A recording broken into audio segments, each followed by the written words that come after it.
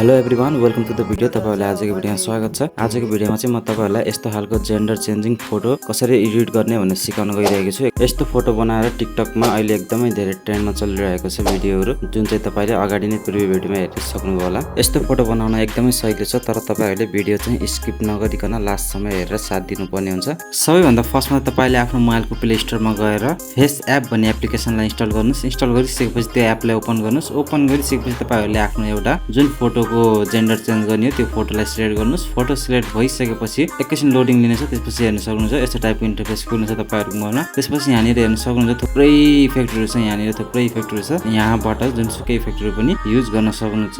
जस्तै म तपाईहरुको देखाउन गइरहेको छु। यहाँनिर म गए, यहाँनिर हेर्न सक्नुहुन्छ क्लासिक भनेर लेखेको छ। यसमा स्माइल वाला इफेक्ट हो। यो चाहिँ तपाईहरु टिकटकमा जुन स्माइल वाला इफेक्टहरु देखिराख्नु भएको छ ट्रेन्डमा चलेको, त्यो पनि यहीँबाट बनाउने। त्यसपछि यहाँ हेर्न सक्नुहुन्छ साइडमा जुन यो हेयर स्टाइल भनेर लेखेको छ, त्यसमा हेर्न सक्नुहुन्छ यो लङ हेयर वाला फिल्टर जुन टिकटकमा चलिरहेको थियो त्यो पनि यहीँबाट हो बनाउने। हेर्न सक्नुहुन्छ लङ हेयर वाला, सर्ट हेयर वाला, तपाईले त्यो वाला फिल्टर पनि यहीँबाट युज गर्न सक्नुहुन्छ। अनि त्यसपछि चाहिँ यहाँ अर्को फिल्टर रहेको छ, हेर्न सक्नुहुन्छ बियर्ड्स लेखेको फिल्टर छ। यसमा चाहिँ तपाईहरुले दाढीहरु जुन चाहिँ टिकटकमा ट्रेन्डमा चलिरहेको थियो पहिला जुन दाढीहरु अटोमेटिकली आउँछ, त्यस्तो खालको फिल्टर पनि तपाईहरुले यो फेस एपबाट लगाउन सक्नुहुन्छ। त्यसपछि यहाँ एज लेखेको जुन इफेक्ट छ, यसमा चाहिँ तपाईहरुले ओल्ड म्यान वाला इफेक्ट यसबाट तपाईहरुले बनाउन सक्नुहुन्छ। जुन चाहिँ टिकटकमा पनि चलिरहन्छ त्यो ओल्ड म्यान वाला इफेक्ट तपाईहरुले यहाँबाट लगाउन सक्नुहुन्छ। त्यसपछि यहाँ हेर्न सक्नुहुन्छ हेयर कलर वाला इफेक्ट छ। यसबाट चाहिँ तपाईहरुले आफ्नो हेयरको कलर पनि चेन्ज गर्न सक्नुहुन्छ।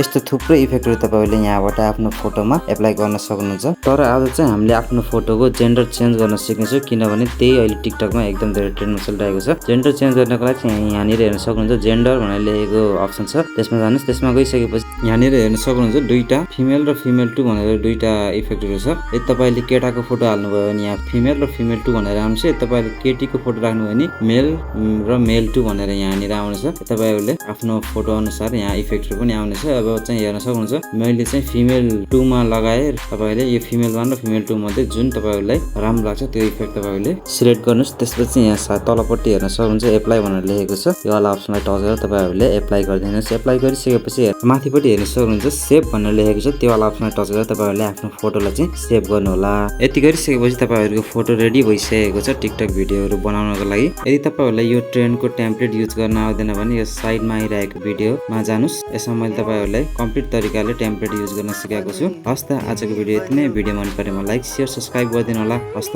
धन्यवाद।